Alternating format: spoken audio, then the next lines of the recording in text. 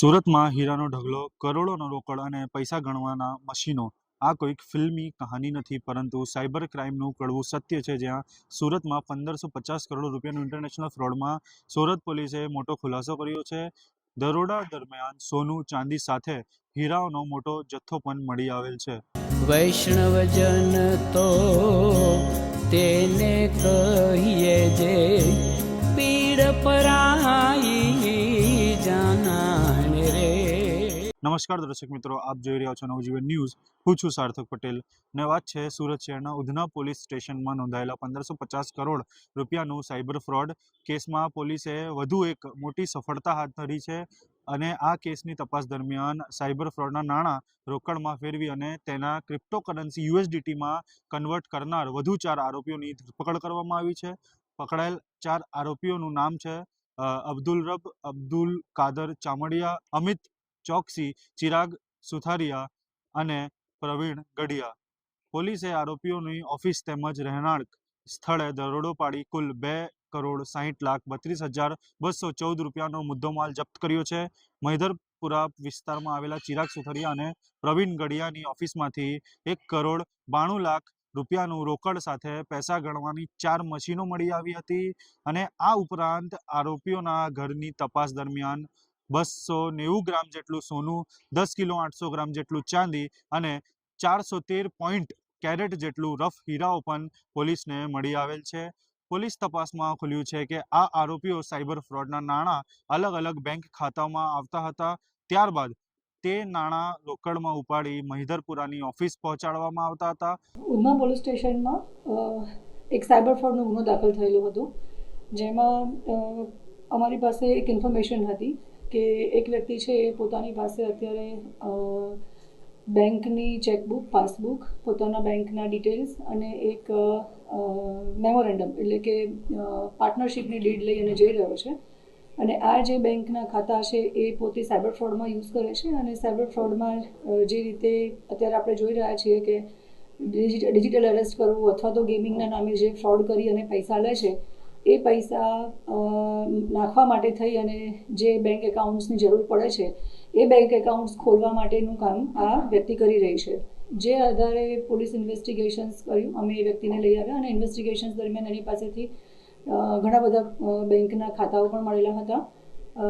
એની જે મેઇન આરોપી છે જે અમે અટક કરેલા છે, અગાઉ 25 જેટલા આરોપી અટક કરેલા છે, જેમાં એક કિરાત જાદવાણી કરીને પણ છે.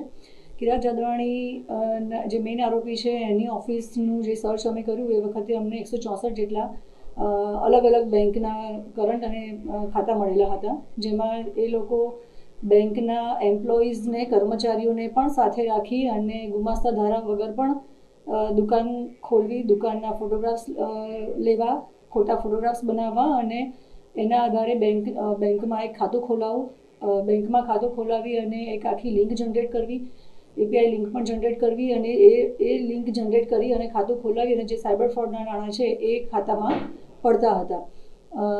જે વખતે જે આ ખોટી રીતે દુકાનની ઓળખ ઊભી કરવી, ખોટા ડોક્યુમેન્ટ્સ બનાવવા, એના માટેના પણ જે સાથ સહકાર આપેલા હતા એ આરોપીને પણ અમે અગાઉ અટક કરેલા છે. બેંકના 8 કર્મચારીઓને પણ અમે અટક કર્યા છે, કારણ કે બેંકની કર્મચારીની સંડોવણી વગર આ સાયબર ફ્રોડના નાણાં એ ખાતામાં પડે એ શક્ય જ નહોતું. આખી લિંક એસ્ટાબ્લિશ થઈ અને જે બેંકના ખાતા ધારકો છે, જે વ્યક્તિ પોતે એક ખાતું જે પોતે જાણે છે કે મારું ખાતું ખોલાવ્યા પછી મારે કિરાત જાદવાણીને આ ખાતું વેચવાનું છે, જેના બદલામાં મને 50,000 કે 1 લાખ રૂપિયા આપશે, એવું ખાતા ધારક જાણે છે. એ જાણે છે કે આમાં કોઈ ઇલીગલ ફ્રોડના નાણાં પડવાના છે, છતાં પણ એ 50,000 અથવા 1 લાખ રૂપિયાની લાલચમાં આવી અને પોતે પોતાનું ખાતું કિરાત જાદવાણીને વેચતા હતા. એવા તમામ ખાતા ધારકોને પણ અમે પોલીસે અગાઉ અટક કરેલા છે. એ ઇન્વેસ્ટિગેશન્સની લાઈન જ્યારે ચાલુ હતી ત્યારે અમારી પાસે એક એવી ઇન્ફોર્મેશન સ્ટડીના આધારે અને ઇન્વેસ્ટિગેશન્સમાં મળી કે જે ખાતાઓ 164 જેવા જે ખાતાઓ છે એમાંથી આશરે 8 થી 9 જેટલા ખાતાઓમાંથી 90 લાખ રૂપિયા જેટલા જે રૂપિયા છે એનું ટ્રાન્ઝેક્શન થયું છે. અમિત નામની કોઈ વ્યક્તિ છે અને જેના ખાતામાં આ પૈસા પડેલા છે. જ્યારે અમિતની અમે પૂછપરછ કરી ત્યારે અમિતે કીધું હતું કે જે આમાં જે આરોપી છે પકડાયેલા અબ્દુલ કાદિર ચામડિયા, જેઓ એની પાસેથી જ અમિત જગદીશચંદ્ર ચોકસીના એના અને એના પિતાના ખાતામાં આ 90 લાખ રૂપિયા ગયેલા હતા. જેમાં અમે અમિત જગદીશચંદ્ર ચોકસીની પણ ધરપકડ કરી છે અને જે આરોપી છે અબ્દુલ કાદિર ચામડિયા કે જેણે 90 લાખ રૂપિયાનું મ્યુલ એકાઉન્ટ્સમાંથી ટ્રાન્ઝેક્શન્સ અમિત જગદીશચંદ્ર ચોકસી અને એના પિતાના ખાતામાં કર્યું છે, એ બંનેને અમે અટક કર્યા છે. આની જ્યારે અમે ઇન્ફોર્મેશન લેતા અને ઇન્વેસ્ટિગેશન્સ કરતા હતા ત્યારે આરોપી જે અબ્દુલ કાદિર ચામડિયા છે એણે બીજા એક હવાલાથી પણ USDT ટ્રાન્સફર કરેલા છે, જેનું નામ છે ચિરાગભાઈ ઉર્ફે ચાર્લી નાગજીભાઈ સુતરિયા. એના ત્યાં કામ કરતા પ્રવીણભાઈ લક્ષ્મણભાઈ ગઢિયા, જેઓની પણ અમે અટક કરેલ છે અને USDTમાં એ લોકો ત્યાં આ જે પૈસા મ્યુલ એકાઉન્ટ્સમાંથી સાયબર ફ્રોડના આવતા હતા એનું એ લોકો USDTમાં કન્વર્ટ કરતા હતા.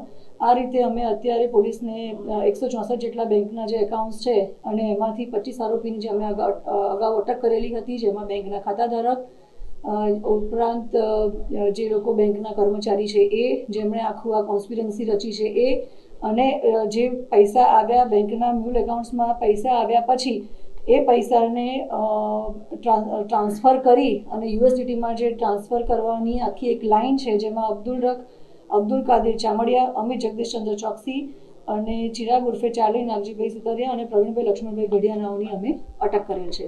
મુખ્ય સૂત્રધાર ચિરાગ ઉર્ફે ચાર્લી સુથરિયા આ રોકડ નાણાંને આંતરરાષ્ટ્રીય સાયબર ગેંગ સુધી પહોંચાડવા માટે USDT ક્રિપ્ટોકરન્સીમાં કન્વર્ટ કરાવતો હતો, જેથી નાણાં ટ્રેસ ન થઈ શકે.